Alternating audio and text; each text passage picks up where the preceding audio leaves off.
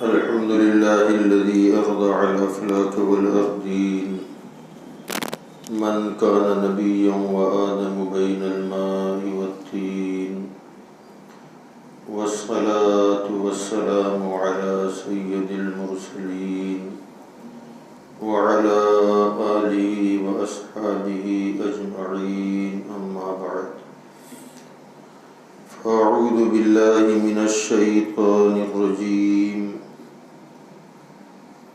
بسم الله الرحمن الرحيم فاذكروني أذكركم واشكروا لي ولا تكفرون صدق الله مولانا العلي العظيم وبلغنا رسوله النبي الأمين المتين الكريم ونحن على ذلك لمن الشاهدين والشاكرين والحمد لله رب العالمين. معزز محترم سامعین کرام، السلام علیکم ورحمۃ اللہ وبرکاتہ. ان اللہ وملائکتہ یصلون علی النبی یا ایھا الذین آمنوا صلوا علیہ وسلموا تسلیما. اللهم صل على سيدنا ونبينا ومولانا محمد وعلى آله وأصحابه وبارك وسلم صلاة وسلاما عليك يا سيدي يا رسول الله صلى الله تعالى عليه وسلم. حضرات گرامی، اللہ تبارک و تعالی قرآن مجید فرقان حمید میں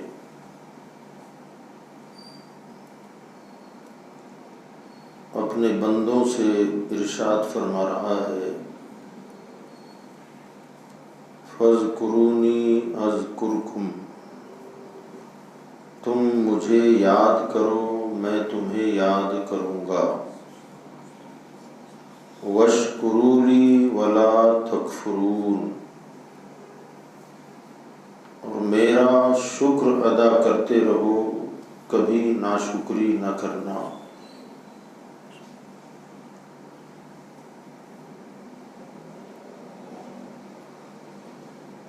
یہ آیت کریمہ کا ترجمہ میں نے آپ کے سامنے پیش کیا. اس آیت کریمہ میں ذکر 2 مرتبہ بیان ہوا ہے. اذکرونی، اذکرکم.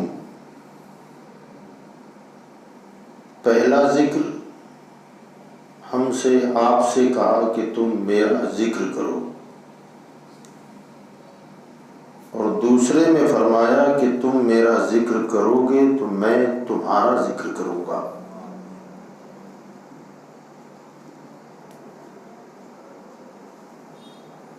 ذکر کے معانی قرآن پاک میں تقریباً 5 معنی میں استعمال ہوا ہے. یہ لفظ ذکر جو ہے یہ 5 معنوں میں قرآن میں استعمال ہوا ہے.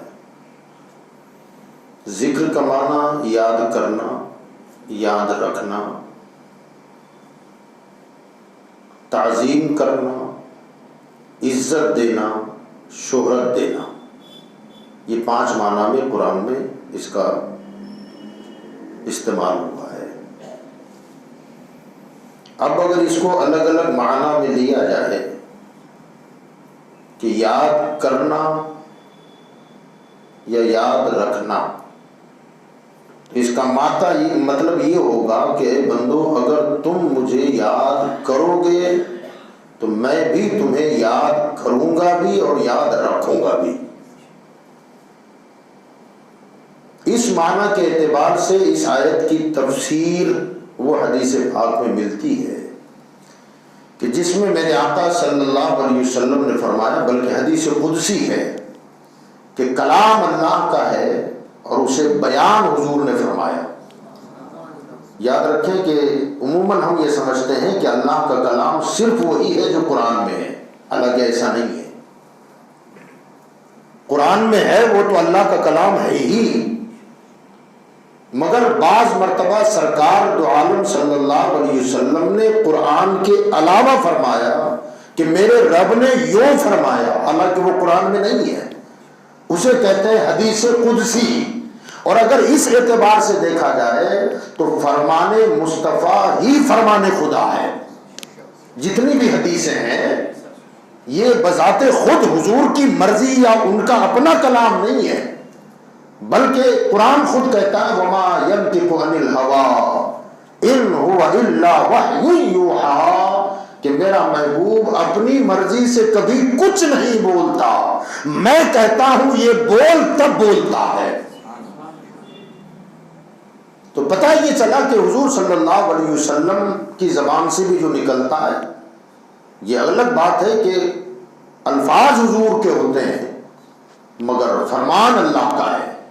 تو حدیث قدسی میں اللہ نے ارشاد فرمایا کہ میرا بندہ جب مجھے تنہائی میں یاد کرتا ہے تو میں بھی اسے تنہائی میں یاد کرتا ہوں، جب میرا بندہ مجھے مجمع میں یاد کرتا ہے تو میں اس سے بہتر مجمع فرشتوں میں اسے یاد کرتا ہوں، میرا بندہ جب زمین پر مجھے یاد کرتا ہے تو میں عرش پر اسے یاد کرتا ہوں۔ تو یہ ہے یاد کرنا۔ اور ذرا سوچیں کہ ہمارے معمولی لب ہلنے سے ہمارا ذکر اس بارگاہ میں ہونے لگے، یہ کوئی معمولی بات ہے؟ اب اگر کوئی بندہ یہ جاننا چاہے کہ آخر میرا ذکر خدا کے دربار میں ہوتا ہے یا نہیں ہوتا، تو بزرگوں نے فرمایا تو اپنا حال دیکھ، تو اسے کتنا یاد کرتا ہے، تو جتنا اسے یاد کرے گا اتنا ہی وہ تجھے یاد کرے گا۔ اعلیٰ حضرت امام احمد رضا فاضل بریلوی رحمۃ اللہ علیہ فرماتے ہیں کہ ہو نہ ہو آج میرا ذکر حضور میں ہوا، ہو نہ ہو آج میرا ذکر حضور میں ہوا، ورنہ میری طرف خوشی دیکھ کے مسکرائی کیوں؟ میری طرف جو خوشیاں دیکھ دیکھ کے مسکرا رہی ہے، اس کا مطلب ہے کہ میرا ذکر وہاں ہو رہا ہے، میرا چرچا وہاں ہو رہا ہے۔ بندہ اگر یہ جاننا چاہے کہ رب کے دربار میں میرا کتنا ذکر ہوتا ہے تو خود بندہ اپنا حال دیکھے کہ میں اسے کتنا یاد کرتا ہوں۔ فرمایا فاذکرونی اذکرکم، تم مجھے یاد کرو، اس کا دوسرا معنی ہوگا پھر میں تمہیں یاد رکھوں گا۔ کیسے یاد رکھے گا؟ فرمایا تو زمین پر مجھے یاد کر، میں قبر میں تجھے یاد رکھوں گا، تو دنیا میں مجھے یاد کر، میں محشر میں تجھے یاد رکھوں گا، تو توبہ کر کے مجھے یاد کر، میں تیرے گناہوں کو مٹا کے یاد کروں گا، تو مجھے یا رزاق کہہ کے پکار، میں تجھے روزی دے کے یاد کروں گا، تو مجھے یا شافی کہہ کے پکار، میں تجھے بیماریوں سے شفا دے کے یاد کروں گا، تو مجھے تنگ دستی میں پکار، میں تجھے غنی کر کے پکاروں گا، ایسے یاد رکھوں گا۔ اللہ کو جیسے تم یاد کرو گے اللہ اسی شان سے تمہیں بھی عطا فرمائے گا۔ اللہ تبارک و تعالی کا جو ذکر ہے اسے یاد کرنا، قرآن پاک میں ذکر اللہ کے 3 طریقے بیان ہوئے۔ کتنی قسموں سے بیان، کتنے طریقوں سے بیان ہوگا؟ ذکر اللہ کا جب کریں گے آپ تو عموماً ہم یہ سمجھتے ہیں کہ سبحان اللہ، الحمدللہ، اللہ اکبر یہ کہتے رہو تو یہ اللہ کا ذکر ہے، یقیناً اللہ کا ذکر ہے، مگر صرف یہی اللہ کا ذکر نہیں ہے بلکہ اس کے علاوہ بھی قرآن میں تو ذکر ہے نا۔ ایک ذکر براہ راست اللہ کا ذکر کرنا، جیسے سبحان اللہ، الحمدللہ، اللہ اکبر، اس کی مثال قرآن میں ہے قل هو اللہ احد اللہ الصمد، کہو وہ اللہ ایک ہے، اللہ الصمد وہ بے نیاز ہے، اسے کسی کی حاجت نہیں ہے۔ اگر آپ ذکر کریں گے تو شان بڑھے گی، نہ، وہ پہلے ہی عزت والا ہے، وہ پہلے ہی عظمت والا ہے، تمہارے ذکر کرنے سے اللہ کی شان میں کوئی اضافہ نہیں ہوگا۔ فرمایا لم یلد ولم یولد، براہ راست اللہ کی صفات کا ذکر ہو رہا ہے۔ اس کی شان یہ ہے کہ نہ وہ کسی کی اولاد ہے نہ اس کی کوئی اولاد ہے، وہ اکیلا ہے، تنہا ہے۔ وَلَمْ يَكُنْ لَهُ كُفُوًا أَحَدٌ، وہ بے جوڑ ہے، اس کا کوئی جوڑ بھی نہیں ہے، اس کا کوئی ساجا نہیں ہے، وہ اکیلا ہے۔ تو براہ راست اللہ کا ذکر کرنا یہ بھی اللہ کا ذکر ہے۔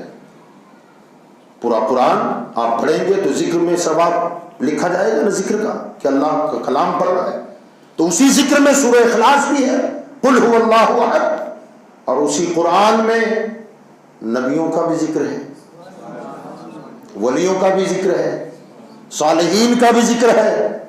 الا ان اولیاء اللہ لا خوف علیہم ولا هم يحزنون الذين آمنوا وكانوا يتقون لهم البشرى في الحياة الدنيا وفي الآخرة لا تبديل لكلمات الله ذلك هو الفوز العظيم۔ یہ اللہ نے اپنے ولیوں کی باتیں بیان کی تو پتا چلا کہ اللہ کے ولیوں کا ذکر محبت کے ساتھ کرنا یہ بھی اللہ کا ذکر ہے، اللہ کے نبیوں کا تذکرہ محبت کے ساتھ کرنا۔ کل آپ نے انہوں نے تلاوت کی، کیا ہے یہ؟ والضحیٰ، کہتے ذرا سبحان اللہ۔ یہ ذکر کس کا ہے؟ مدینے والے کا تذکرہ ہے، آمنہ کے لال کا تذکرہ ہے، اور کس شان کے ساتھ ہے؟ والضحیٰ، مصطفیٰ تیرے چمکتے ہوئے چہرے کی قسم، واللیل اذا سجا، پیارے تیری کالی کالی زلفوں کی قسم۔ ذرا ادائیں دیکھیں، اللہ کا کلام دیکھیں، یہ قرآن ہے۔ والضحیٰ، یہ جو سورت نازل ہوئی تھی اس کا شان نزول یہ ہے کہ حضور صلی اللہ علیہ وسلم پر جب قرآن کا نزول ہونے لگا اور یہ پڑھ پڑھ کر لوگوں کو سنانے لگے تو اللہ کی مشیت کچھ دنوں کے لیے وحی کا سلسلہ رک گیا، قرآن نہیں اترا، جناب جبریل نہیں آئے۔ اب لوگوں میں باتیں ہونے لگی، چیم گوئیاں کرنے لگے دشمن، کیا بات ہے آج کل محمد اپنے خدا کا کلام نہیں سنا رہے، اپنے رب کا کلام نہیں سناتے۔ ایک بدبخت نے یہ کہہ دیا، ایسا لگتا ہے معاذ اللہ نقل کفر نباشت، ایسا لگتا ہے کہ محمد کے شیطان نے محمد کو چھوڑ دیا ہے، معاذ اللہ رب العالمین۔ کسی نے کہا محمد کا خدا اسے روٹ گیا ہے، اس سے ناراض ہو گیا ہے۔ اب کئی دنوں تک یہ سلسلہ موقوف رہا، اور لیکن لوگوں کی جب تانا زنیاں بڑھ گئی اور دھیرے دھیرے گوش مصطفیٰ تک یہ بات آئی تو ظاہر بات ہے جس کا محبوب ہو، محبوب و محب کے بارے میں کوئی ایسی بات کرے کہ اس کے محبوب نے اسے چھوڑ دیا ہے، اس سے ناراض ہو گیا ہے، اس سے روٹھ گیا ہے، تو یہ تو محبوب کا دل ہی جانتا ہے کہ کیا گزرتی ہے۔ سرکار کے دل پر اداسی چھا گئی کہ مولا لوگ کیا باتیں بنا رہے ہیں۔ اللہ نے اپنے محبوب کو تسلی دینے کے لیے فرمایا والضحیٰ، پیارے تیرے چمکتے چہرے کی قسم، واللیل اذا سجا، تمہارے کالی کالی زلفوں کی قسم۔ آگے کیا فرمایا؟ ما ودعک ربک وما قلی، تمہارا رب نہ تم سے ناراض ہوا ہے نہ تمہیں چھوڑا ہے۔ اب ذرا دیکھیں آپ، اللہ خود فرما رہا ہے نہ تمہارے رب تم سے، تمہارا رب نہ ناراض ہوا نہ تمہیں چھوڑا ہے، بلکہ کیا؟ وَلَلْآخِرَةُ خَيْرٌ لَكَ مِنَ الْأُولَىٰ، پیارے آپ کی تو ہر آنے والی گھڑی پچھلے گھڑی سے بہتر ہے۔ لوگ کہتے ہیں میں نے چھوڑ دیا، فرمایا جتنا قرب میں نے تمہیں عطا کیا ہے، جیسے جیسے لمحات گزرتے ہیں آپ کی قربت آپ کے رب کے ساتھ بڑھتی جا رہی ہے، بڑھتی جا رہی ہے، اتنی بڑھ رہی ہے اب لمحہ بلمحہ آپ کی قربت رب کے ساتھ بڑھتی جا رہی ہے۔ ایک رات اتنا قریب کیا، ایک رات اتنا قریب کیا کہ قرآن نے فرمایا، کیا فرمایا؟ قاب قوسین او ادنا، اتنا قریب کیا کہ دو کمانوں کا فاصلہ بلکہ اس سے بھی کم فاصلہ رہ گیا۔ شب معراج میں ایک رات میں اتنا قریب کیا، اللہ فرمایا ہر گھڑی میں قرب بڑھاتا جا رہا ہوں۔ اب یہ تو قریب ہونے والے مصطفیٰ جانے، اور جس نے قریب کیا وہ خدا جانے کہ مصطفیٰ رب کے کتنا قریب ہیں۔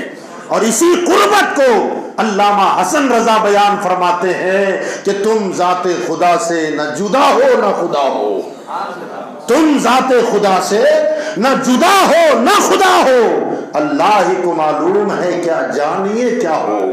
ہم کیا اندازہ لگائیں یار، یاد رکھیں بعض لوگ ہمارے آقا کو رب سے جدا کرنا چاہتے ہیں.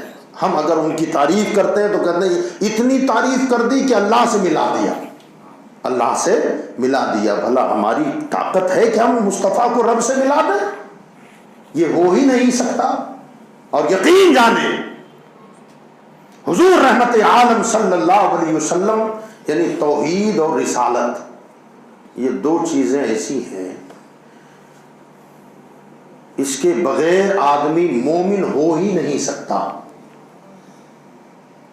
دونوں کو جدا کرو گے تو کفر ہے، اور دونوں کو ملا دو گے تو شرک ہے. ہمیں بیچ کی راہ چلنی ہے. اگر خدا کو مصطفیٰ سے ملایا تو شرک، اور جدا کر دیا تو کفر. اس کو یوں سمجھیں آپ، ہم روشنی میں بیٹھے ہوئے ہیں، اجالا ہے، یہ بلب جل رہا ہے، ٹیوب لائٹ جل رہی ہے، کتنے تاروں سے جلتی؟ جی بولو. 4 تار، 2 تار، 2 تار. اگر کوئی یہ سوچے کہ دونوں کو ایک ساتھ ملا کر کے ڈال دوں، روشنی ہوگی؟ نہیں ہوگی. کوئی یہ سوچے کہ ہم 2 سے نہیں 1 سے کام چلائیں گے، روشنی ہوگی؟ نہ. دونوں کو ساتھ ساتھ رکھنا ہے، نہ جدا کرو نہ ملاؤ. ذہن حاضر ہے نا؟ نہ جدا کرو نہ سٹاؤ مگر رہے ساتھ. نہ الگ کرو نہ ایک ساتھ جوائنٹ کرو. جوائنٹ کرو گے تب بھی اندھیرا، اور ایک کو دوسرے سے الگ کرو گے تب بھی اندھیرا.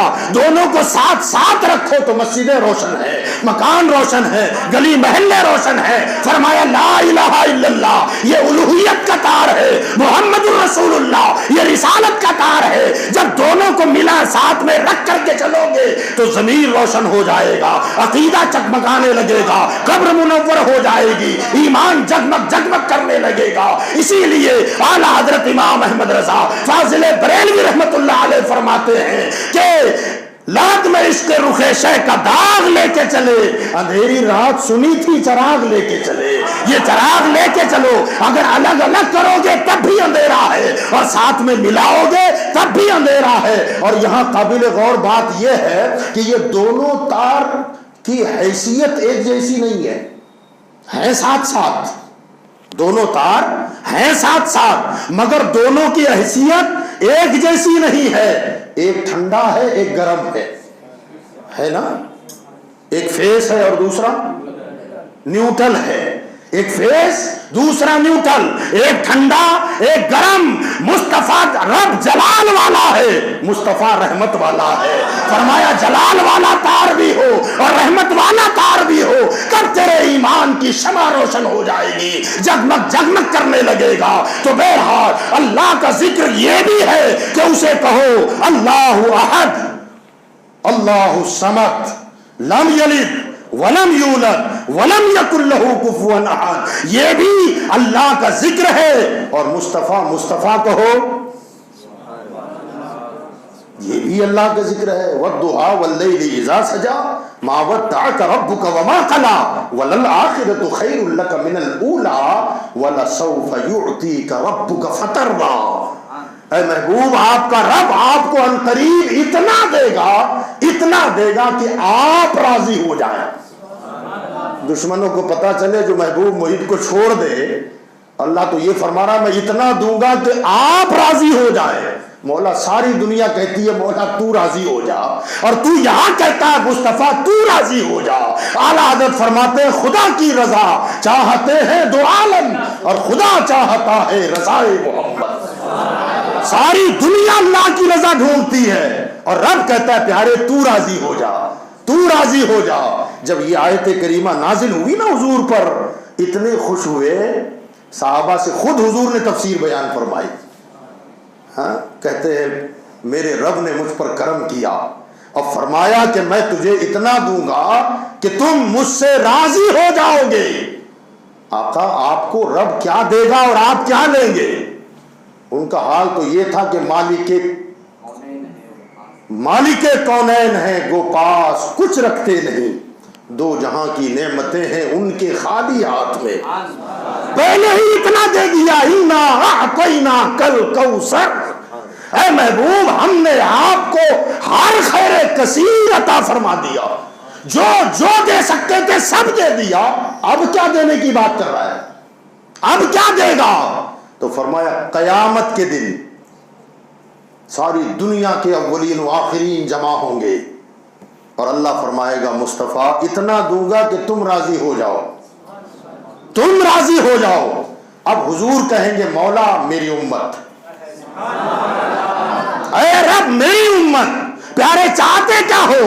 فرمایا مولا یہ میرے ہیں، یہ میرے ہیں۔ اللہ فرمائے گا جاؤ جنت میں، جاؤ جنت میں، جاؤ جنت میں۔ اعلیٰ حضرت فرماتے ہیں کہ یا رسول اللہ ایک میں کیا، میرے عصیاں کی حقیقت کتنی، مجھ سے 100 لاکھ کو کافی ہے اشارہ تیرا۔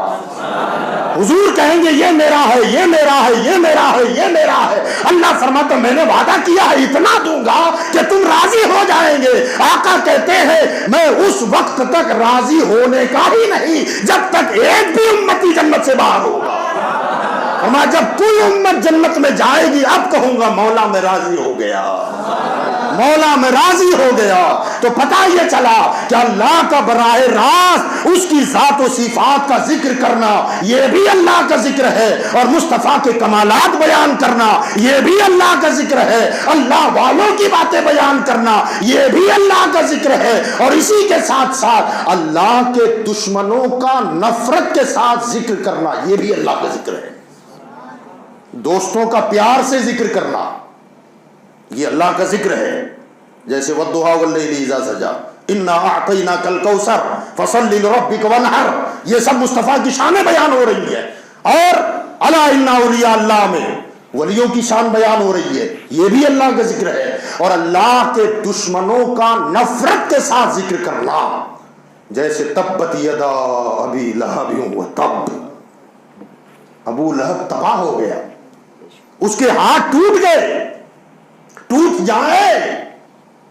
ما اغنا عنہ مالہ وما کسب، نہ اس کی دولت اس کے کام آئے نہ اس کی محنت اس کے کام آئے۔ سیصلی نارا ذات لہب، محنت کرے گا، مشقت کرے گا، دولت جمع کرے گا، مگر جائے گا بھڑکتی ہوئی آگ میں۔ اللہ فرما رہا ہے یہ اللہ رسول کا دشمن تھا، اور ہم نمازوں میں اسے پڑھتے ہیں کہ ابو لہب تباہ ہو جائے، اس کے ہاتھ ٹوٹ جائے، اس کی محنت کام نہ آئے، اس کا مال اس کے کام نہ آئے، اور اللہ جہنم کی بھڑکتی ہوئی آگ میں ڈالے گا۔ ایمانداری سے بولو، ابو لہب نے ہمارا کیا بگاڑا ہے؟ ہماری پراپرٹی دبا کے نہیں بیٹھا ہے، ہماری جائیداد نہیں لوٹی ہے، مگر ہم نمازوں میں اس کی برائی بیان کرتے ہیں۔ پتا چلا اللہ رسول کے دشمنوں کا رد کرنا بھی اللہ کا ذکر ہے۔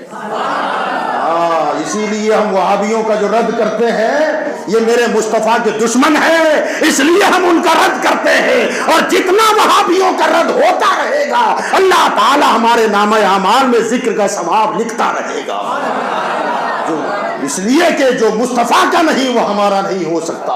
یاد رکھیں، اور آپ سب جانتے ہیں ہم رب کو رحمان و رحیم بعد میں کہتے ہیں۔ جب قرآن پڑھنا شروع کریں گے، آپ جب قرآن کی تلاوت کے لیے بیٹھتے ہیں تو بسم اللہ سے پہلے کیا پڑھتے ہو؟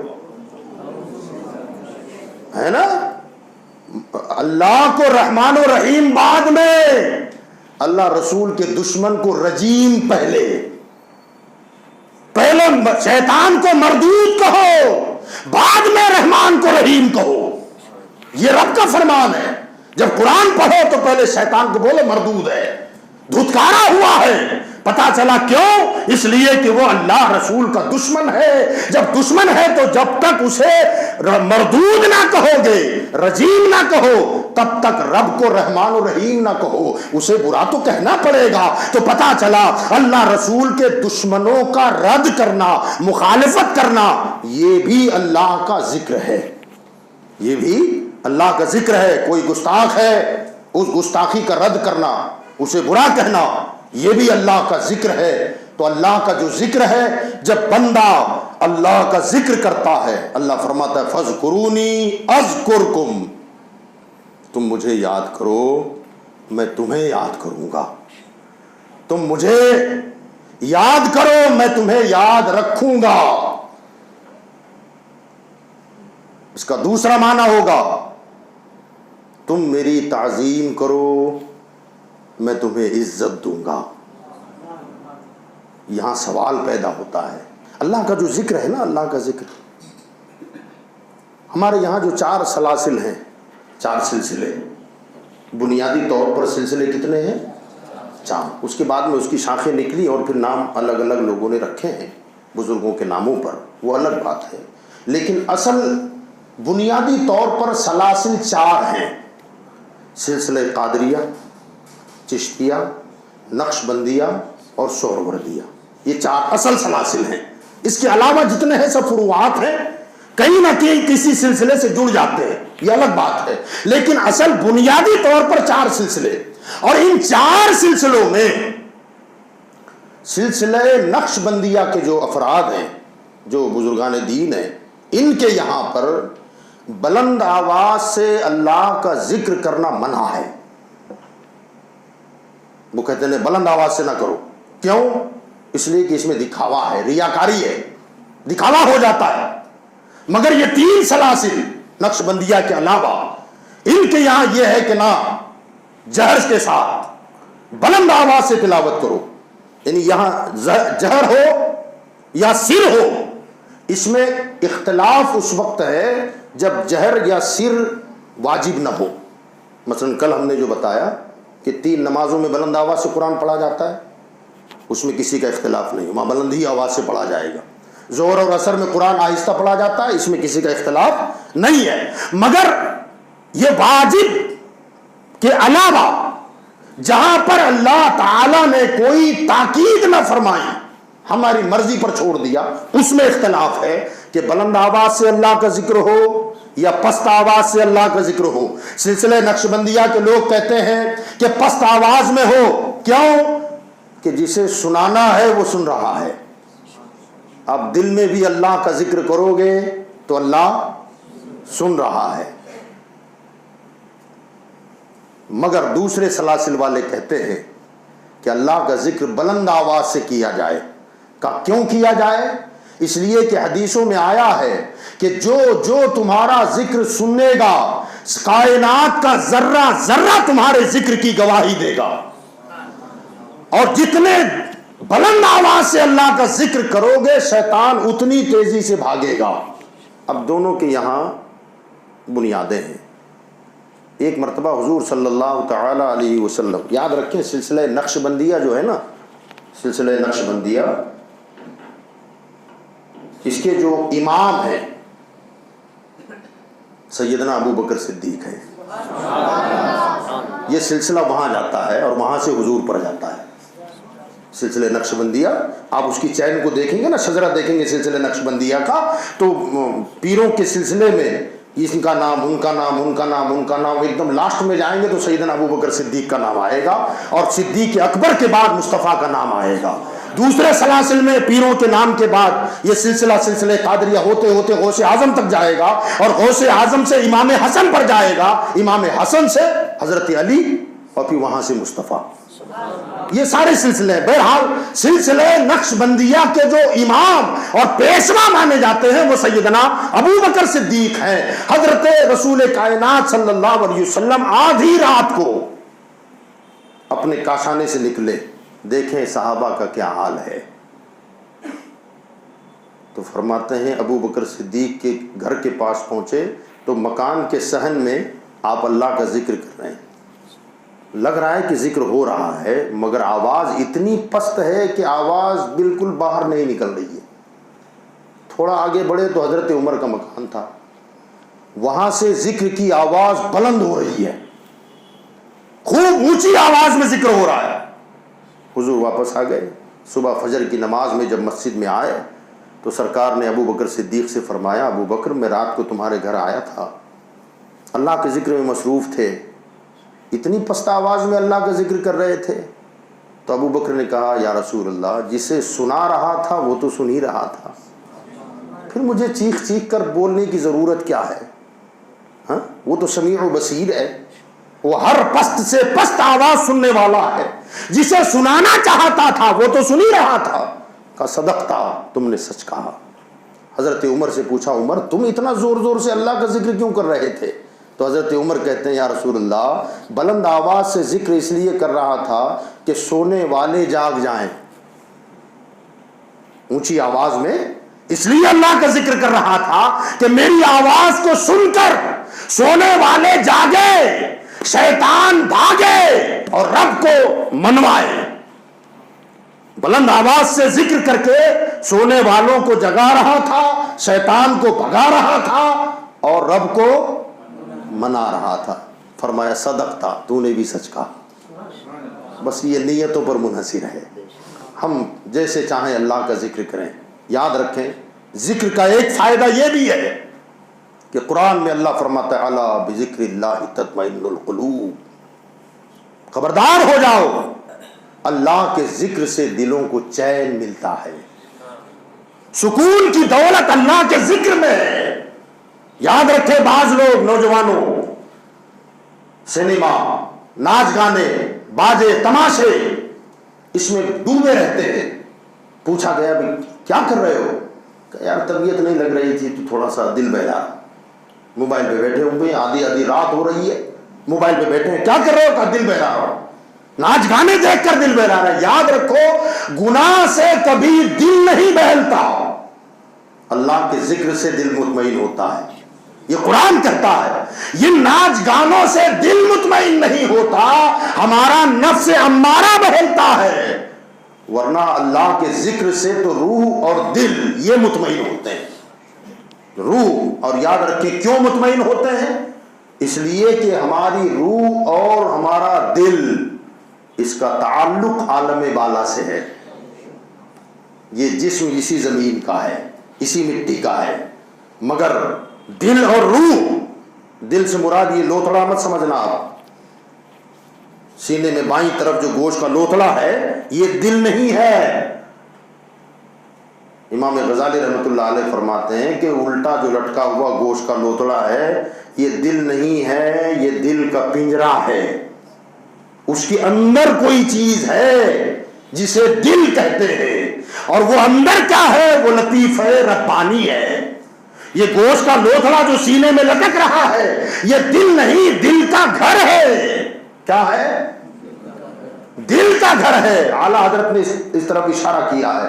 اعلیٰ حضرت فرماتے ہیں جان و دل ہوش و خرد سب تو مدینہ پہنچے۔ کیا مطلب ہے اس کا؟ اعلیٰ حضرت تو بریلی میں تھے، تو دل مدینہ کیسے چلا گیا؟ یہ گوشت کا لوتھڑا تو یہی تھا، مگر اندر جو لطیف ربانی ہے وہ مدینہ میں تھا، وہ مدینہ میں تھا۔ آپ یہاں بیٹھے ہیں، گوشت کا لوتھڑا آپ کا یہاں ہے، مگر یہ تو آپ ہی جانے نا آپ کا دل کہاں ہے۔ میں تو نہیں جانتا، اللہ رسول جانے اور آپ جانے کہ آپ کا دل کہاں ہے۔ تو یہ دل جو یہاں لٹکا ہم جسے دل کہتے ہیں یہ دل نہیں ہے بلکہ دل کا گھر ہے۔ تو اعلیٰ حضرت نے جو فرمایا کہ جان و دل ہوش و خرد سب تو مدینہ پہنچے، اب اسے کہتے ہیں تم نہیں چلتے رضا، سارا تو سامان گیا، تم نہیں چلتے رضا، سارا تو سامان گیا۔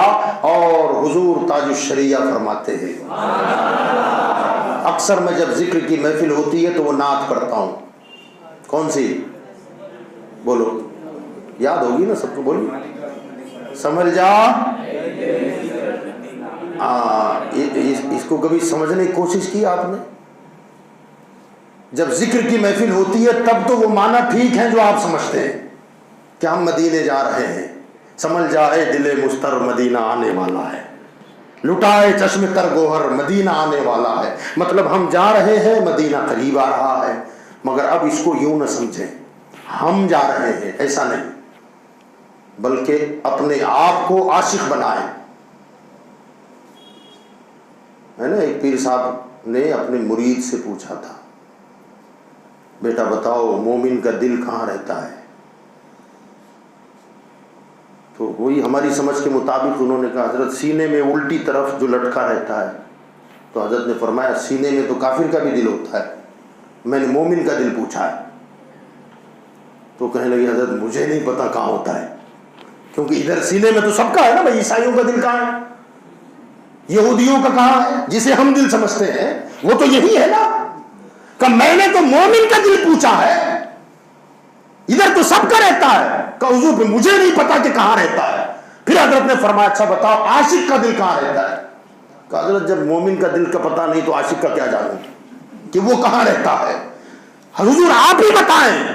تو فرمایا مومن کا دل یار کی چوکھٹ پہ رہتا ہے، مومن کا دل یار کی چوکھٹ پہ رہتا ہے۔ کہ حضور عاشق کا وہ کہیں نہیں آتا، یار خود اس میں چلا آتا ہے، یار خود اس میں چلا آتا ہے۔ اب عاشق بن کے اعلیٰ سرکار تاج الشریعہ کا یہ شعر پڑھے کہ سمجھ جا اے دل مضطر مدینہ ہم نہیں جا رہے، مدینہ آنے والا ہے، لٹائے چشم پر گوہر مدینہ آنے والا ہے۔ اور اس کے ایک شعر میں وضاحت کر ڈالی، فرمایا کہ مدینہ آ گیا، اب دیر کیا ہے صرف اتنی سی، تو خالی کر یہ دل کا گھر۔ اس کو یہاں بھی دل نہیں کہا، دل کا گھر کہہ رہے ہیں، تو خالی کر یہ دل کا گھر مدینہ آنے والا ہے۔ تو پتا چلا یہ لوتھڑا دل نہیں ہے بلکہ دل کا گھر ہے، یہ دل کا پنجرا ہے۔ تو پتا چلا کہ ہمارا جو دل ہے، اصل دل، اس کا تعلق عالم بالا سے، روح اس زمین کی نہیں ہے، یہ عالم بالا کی ہے۔ آخر اللہ کے ذکر سے دلوں کو اطمینان کیوں ملتا ہے؟ تو آپ جانتے ہیں کہ کوئی پردیسی ہو ہزاروں کلومیٹر دور سے آ کر ہمارے شہر میں رہتا ہو، اس کے گاؤں کی بات چھیڑ دو تو بڑے غور سے سنے گا، اسے اچھا لگے گا، ندی نالوں کی باتیں کرے گا، پیڑ پودوں کی باتیں کرے گا، کھیت اور جنگل اور کھلیان کی باتیں کرے گا۔ بھائی اتنے بڑے سٹی میں رہ کر گاؤں اور دیہات کی بات کیوں کر رہا ہے اور اتنے غور سے کیوں سن رہا ہے؟ تو جواب یہی ہوگا کہ میرا وطن ہے تو بلا تمثیل ہمارا یہ وطن نہیں ہے، ہمارا وطن عالم بالا ہے۔ جب ان کی باتیں ہوتی ہے تو ہمارے روح کو سکون مل جاتا ہے، دلوں کو اطمینان مل جاتا ہے، اس لیے کہ اپنے وطن کی باتیں ہو رہی ہیں، وہاں کی باتیں ہو تو دل کو چین آ جاتا ہے۔ تو عزیزان ملت اسلامیہ، ایک تو یہ ہے کہ اللہ کا ذکر تم کرو تو تمہارے دلوں کو چین ملے گا، گناہ سے چین نہیں ملتا، پاپوں سے چین نہیں ملتا، بلکہ روح بے قرار ہو جاتی ہے، نفس امارہ بہلتا ہے، نفس کو اچھا لگتا ہے، اور وہ بھی وقتی طور پر، وقتی طور پر۔ وقت نکل گیا تو پھر وہی بے چینی، وہی بے قراری، وہی بے اطمینانی۔ تو اللہ نے فرمایا فَاذْكُرُونِي أَذْكُرْكُمْ، تم میرا ذکر کرو میں تمہیں یاد کروں گا، مجھے یاد کرو میں تمہیں یاد کروں گا۔ اور اگر اس کا معنی یہ ہو، یہ مراد لیا جائے کہ تم میری تعظیم کرو میں تمہیں عزت دوں گا، اب یہاں سوال کھڑا ہوتا ہے کہ عموماً تعظیم کیسے کی جاتی ہے؟ جیسے ہم ابھی مسجد میں آئے تو کیسے تعظیم کی آپ لوگوں نے؟ حالانکہ میں تعظیم کے قابل نہیں ہوں، یہ مت سمجھنا کہ میں جب بھی آؤں تو آپ ایسا کریں، میں یہ چاہتا ہوں نا۔ عزت اللہ کے لیے ہے، عزت رسول کے لیے ہے، عزت مومنوں کے لیے ہے۔ وَلِلَّهِ الْعِزَّةُ وَلِرَسُولِهِ وَلِلْمُؤْمِنِينَ، اللہ رسول کی عزت ہے اور ان کے ماننے والوں کو اللہ نے عزت عطا فرمائی۔ بہرحال میں جب آیا تو جو بیٹھے ہوئے تھے وہ کھڑے ہوئے نا جی۔ اگر آپ سے کوئی پوچھے کہ آپ کھڑے کیوں ہوئے، کیا جواب ہوگا؟ تعظیم کے لیے کھڑے ہوئے۔ پیر صاحب آ گئے تو آپ کھڑے ہو گئے، آئے تو آپ نے ہاتھ چوما، ان کے دست بوسی کی، آپ نے جھک کر سلام کیا، یہ تعظیم ہے۔ اب اگر فَاذْكُرُونِی کا مطلب یہ لیا جائے کہ اللہ فرماتا ہے تم میری تعظیم کرو، تو مولا جو معروف طریقہ ہے تعظیم کا، تیری کیسی کریں؟ ہم تو کسی کے آنے پر کھڑے ہو جائیں تو تعظیم ہے، تو آنے جانے سے پاک ہے، تیرے آنے پر کھڑا ہونا کیا مانا؟ کسی کے ہاتھ چومے تو تعظیم ہے، تو ہاتھ اور پیر سے پاک ہے، تیری تعظیم کیسے کریں؟ تو فرمایا میری تعظیم سے مراد یہ ہے کہ کچھ میرے ہیں، کچھ میرے ہیں، میں نے انہیں اپنا بنا لیا ہے، تم ان کی تعظیم کرو گویا رب کی تعظیم ہو گئی۔ یعنی اللہ سے جس چیز کو نسبت ہے ہر اس چیز کی تعظیم کرو گویا یہ اللہ کی تعظیم ہے. اللہ فرماتا ہے تم میری تعظیم کرو میں تمہیں عزت عطا فرماؤں گا, میں تمہیں شہرت عطا فرماؤں گا. قرآن کے ورق یہ تو اسی زمین کے ہے نا, کاغذ درختوں سے بنے ہیں, مگر کلام سے نسبت ہے اللہ کے. تعظیم کرو. کس کی تعظیم ہوگی؟ کعبے کی تعظیم. کہاں کی مٹیریل ہے؟ وہاں کعبے کا مٹیریل کہاں کا ہے؟ اسی زمین کا ہے. پتھر یہیں کا, گارا یہیں کا, چونا یہاں کا, سب کچھ یہاں کا ہے, مگر کعبے کی تعظیم کیونکہ کعبے کو نسبت اللہ سے ہے. صفا مروہ کیا ہے؟ اللہ فرماتا ہے ان الصفا والمروہ من شعائر اللہ.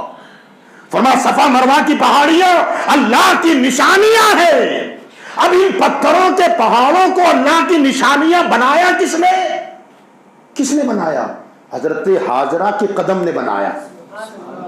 حضرت ہاجرہ کے قدم نے اللہ کی نشانی بنا دیا. حضرت ہاجرہ جناب اسماعیل کے لیے پانی کے معاملے میں ادھر سے ادھر دوڑنے لگی اور آپ کے قدم صفا اور مروہ پر پڑے تو اللہ نے ان دونوں پہاڑیوں کو اپنی نشانی بنا دیا اور ہم سے فرمایا کہ یہ میری نشانیاں ہیں. اور آگے فرمایا وَمَن يُعَظِّمْ شَعَائِرَ اللَّهِ فَإِنَّهَا مِن تَقْوَى الْقُلُوبِ. جو اللہ کی نشانیوں کی تعظیم کرتے ہیں یہ ان کے دلوں کا تقوی ہے. کیا پتا چلا؟ ابھی در والے کی بات نہیں ہو رہی ہے, دروازے پر جو پتھر ہے اس کی بات ہو رہی ہے. جب پتھر اللہ کی نشانی ہے, جس پتھر پر قدم لگ جائے اللہ کی محبوب بندی کے, وہ پتھر جب اللہ کی نشانی ہے تو قدم والا کتنی بڑی نشانی ہوگا, قدم والے کا مقام کتنا بلند ہوگا. تو یاد رکھیں کعبے کی تعظیم اللہ سے نسبت ہے تو تعظیم. قرآن کی تعظیم اللہ فرماتا ان کی تعظیم کرو میں تمہیں عزت دوں گا. اللہ والوں کی تعظیم فرما ان کی عزت کرو میں تمہیں عزت دوں گا. نبیوں کی تعظیم ان کی تعظیم کرو میں تمہیں عزت دوں گا. حضرت سیدنا ابو بکر شبلی رحمت اللہ تعالی علیہ ابتدائی زمانے میں شراب نوشی کرتے تھے, شراب پیتے تھے, شراب کے نشے میں تھے. ایک دن گزر رہے ہیں راستے سے, اچانک آپ نے دیکھا کہ ایک کاغذ کا ٹکڑا ہے, اس پر اللہ کا نام لکھا ہوا ہے اور نالی میں پڑا ہوا ہے. اسے اٹھایا, نشے میں ہے, اٹھا کر کہتے ہیں کہ وہ کاغذ کے ٹکڑے تجھ پر میرے رب کا نام ہے, تیری جگہ وہ نہیں وہاں تو میری جگہ ہے. اسے اٹھایا, چوما گھر لے گئے اور بڑے ادب کے ساتھ طاق میں رکھا. اللہ کو یہ ادا اتنی پسند آئی, رات کو جب سوئے تو اللہ تعالیٰ نے انہیں توبہ کی صبح توفیق عطا فرمائی. توبہ کلّا کی اور توبہ کرنے کے بعد ایسا ولی بنایا کہ مصطفیٰ کے در تک ان کی رسائی ہو گئی, حضور کے در تک ان کی رسائی ہوئی. اتنے بڑے ولی بنے. پتا کیا چلا؟ انہوں نے اس کاغذ کی تعظیم کی جس پر اللہ کا نام لکھا ہوا ہے. میرے بھائیوں, بزرگوں, نوجوان ساتھیوں, عزیز بچوں, پتہ نہیں کتنے کاغذات روڈوں پہ ایسے ہی پڑے رہتے ہیں. خاص طور سے شادی بیاہ کے کارڈ جب بنتے ہیں تو بڑی تمنا ہوتی ہے کہ اس پر یہ لکھا جائے, بسم اللہ شریف پہلے لکھا جائے, پھر حضور کا نام لکھا جائے, پھر غوث پاک کا نام لکھا جائے, پھر غریب نواز کا نام لکھا جائے. اس وقت تو آپ نے بڑے جذبات دکھائے, مگر بعد میں کیا ہوتا ہے؟ شادی کے بعد بلکہ لے کر ہی کنارے ڈال دیتے ہیں, پھر اس کی کوئی پرواہ نہیں رہتی کہ کہاں پھینک رہے ہیں. کچرا پیٹیوں میں ڈال دیتے ہیں, کوڑا دان میں ڈال دیتے ہیں. یاد رکھیں اگر ان بزرگوں کے نام لکھنے ہیں, اللہ کا, رسول کا, غوث پاک کا نام لکھنا ہے تو پہلے تعظیم کے بارے میں سوچو, خیال کرو. اور ہو سکے جب نام لکھنا ہی ہے تو اس ورق پر, کاغذ پر, کارڈ پر پہلے لکھے خدا کے لیے اس کی عزت کرنا, تاکہ لینے والا جب لے تو اس کی تعظیم کرے. اور اگر یہ سب نہیں ہوتا تو سیدھے سیدھے اپنے کارڈ پر اپنا نام اور شادی کی تاریخ ڈال دے, ختم. اس سے زیادہ نہ کریں, بے ادبی ہوتی ہے. اللہ فرماتا ہے تم میری تعظیم کرو میں تمہیں عزت عطا فرماؤں گا. کیسی تعظیم کریں؟ سبحان اللہ. حضرت سیدنا جنید بغدادی کا نام سنا ہے؟ سید الطائفہ ان کا لقب ہے, سید الاولیاء. اور اتنے بڑے بزرگ ہیں الحمدللہ کہ پیران پیر غوث اعظم رضی اللہ تعالی عنہ کے پیروں میں ان کا شمار ہوتا ہے، غوث پاک کے پیروں میں شمار ہوتا ہے۔ پہلے یہ بادشاہ کے پہلوان تھے، شاہی پہلوان، پہلوانی کرتے تھے، شاہی پہلوان، اور اتنے نامی گرامی تھے کہ پورے بغداد اور اطراف و اکناف کا پورا عراق ان کی پہلوانی کے گر سے واقف تھا۔ زندگی میں انہوں نے جب سے باقاعدہ طور پر کشتیوں کا دور شروع کیا، کسی مد مقابل کے سامنے زمین سے پیٹھ نہیں لگائی، اتنے ماہر پہلوان۔ بادشاہ نے چن لیا تھا، بادشاہ کو بھی کشتیوں کا شوق، کسی کی مجال نہیں تھی جو حضرت جنید کے ساتھ مقابلے میں اتر آئے۔ بادشاہ نے ایک دن اعلان کر دیا کہ جو ہمارے جنید کو پچھاڑ دے اسے میں خود منہ مانگا انعام دوں گا، وہ جو مانگے گا میں عطا کروں گا۔ مگر ان کی شہرت تو پہلے سے تھی پہلوانی میں، کون مقابلے میں آتا؟ امام حسین کی اولاد میں سے ایک صاحب کئی دنوں سے فاقے سے تھے، بیوی سے کہنے لگے بادشاہ نے اعلان کیا ہے زندگی کے دن پلٹ جائیں گے، میں اس کشتی کے چیلنج کو قبول کرتا ہوں۔ ان کی بیوی کہنے لگی تمہیں کشتی کا ہنر آتا ہے؟ تمہاری حالت تو دیکھو، ہڈیوں کے جوڑ جوڑ نظر آ رہے ہیں، پسلیاں باہر ہے، تمہیں کشتیوں کا داؤ پیچ نہیں آتا، اور جنید جیسے پہلوان سے مقابلہ کرنے چلے۔ تو وہ کہنے لگے ہاں مجھے پہلوانی کے داؤ پیچ تو نہیں آتے، مگر ایک داؤ ایسا ہے اگر چل گیا تو میں کامیاب ہو جاؤں گا۔ اور جا کر بادشاہ سے کہہ دیا کہ میں جنید سے لڑوں گا۔ بادشاہ نے کہا کہ کیا کر رہے ہو؟ جنید کا ایک ہاتھ پڑے گا ہڈی پسلیاں ٹوٹ جائے گی، جنید کوئی چھوٹا پہلوان ہے، اگر لڑ رہی ہے تو کسی اور پہلوان کے ساتھ لڑیں، تمہارے چہرے کی زردی دیکھیں، تمہارا دبلا پن دیکھیں۔ تو وہ کہنے لگا نہ میں تو دکھتا ہوں دبلا پتلا، مگر جب دنگل میں اتروں گا تب پتا چلے گا میں پہلوان کیسا ہوں۔ بادشاہ نے سمجھانے کی حد تک سمجھایا مگر وہ نہ مانے، تو کہا ٹھیک ہے، اعلان کر دیا فلاں تاریخ کو فلاں میدان میں کشتی کا دنگل ہوگا اور جنید کے ساتھ ہوگا۔ ایک پہلوان نے چیلنج کو قبول کر لیا ہے۔ اب انہیں تو اس کا الفبا بھی پتا نہیں تھا، پہلوانی کبھی کی نہیں ہے، جو کئی دنوں سے فاقہ کش ہو وہ پہلوانی کیا جانے، مگر آ گئے۔ حضرت سیدنا جنید بغدادی شاہی پہلوان کی طرح میدان میں جب اترے ہیں تو یہ اولاد رسول بھی آ گئے، دبلے پتلے ہیں، کشتی کا ہنر نہیں جانتے، پتہ ہی نہیں تھا کرنا کیا ہے، ابتدا کیسی ہو۔ حضرت جنید نے ہاتھ پکڑا، پہلوانوں کا طریقہ ہوتا ہے، کشتیاں آپ نے دیکھی ہوگی، ہاتھ میں ہاتھ پہلے ملاتے ہیں اور اس کے بعد گردن میں ہاتھ ڈالا، گردن میں ہاتھ ڈال کر ان کے سر سے اپنا سر لگایا، اپنا سر لگاتے ہی وہ کہتا جنید تمہارے نبی کا نواسا ہوں، اولاد رسول ہوں، کئی دن سے فاقے سے ہوں، مجبور ہو کر تمہارے مقابلے میں اترا ہوں۔ یاد رکھو اگر آج یہ انعام ہار کر مجھے دلا دو گے تو دنیا میں تو میرے پاس کچھ نہیں، قیامت میں نانا سے ضرور دلوا دوں گا۔ حضرت سیدنا جنید سر سے سر جوڑے ہوئے ہیں اور تھوڑی دیر کس بل دکھاتے دکھاتے اتنے پیار سے سید صاحب کو سینے پر لے کر لیٹ گئے، پورا دنگل میں شور مچ گیا کہ جنید ہار گیا، جنید ہار گیا، مگر بادشاہ ماننے کو تیار نہیں تھا کہ پورے عراق میں جو جنید کا مقابلہ کوئی پہلوان نہ کر سکے، اتنا دبلا پتلا آدمی کیسے مقابلہ کرے گا؟ کہا دوسری مرتبہ مقابلہ ہوگا۔ پھر آپ کھڑے ہوئے اور جیسے ہی سر سے سر ملا تو پھر کہہ دیا جنید تیرے نبی کا نواسا ہوں، لاج آج رکھ لے، کل قیامت میں میں رکھوں گا، اپنے نانا سے کہہ کے رکھواؤں گا۔ حضرت جنید نے دوسری مرتبہ بھی بڑے چالاکی کے ساتھ انہیں اپنے سینے پر لے لیا اور ایک شور بپا ہو گیا۔ بادشاہ نے اس سید زادے کو خوب انعام و اکرام سے نوازا، مالا مال ہو کر کے وہ گئے، ان کے دوست احباب آئے، کہنے لگے جنید کیا کر دیا تجھے، تیری طاقت کہاں چلی گئی، تیرا ہنر کہاں چلا گیا، اتنے دبلے پتلے آدمی سے پچھاڑ کھا گئے۔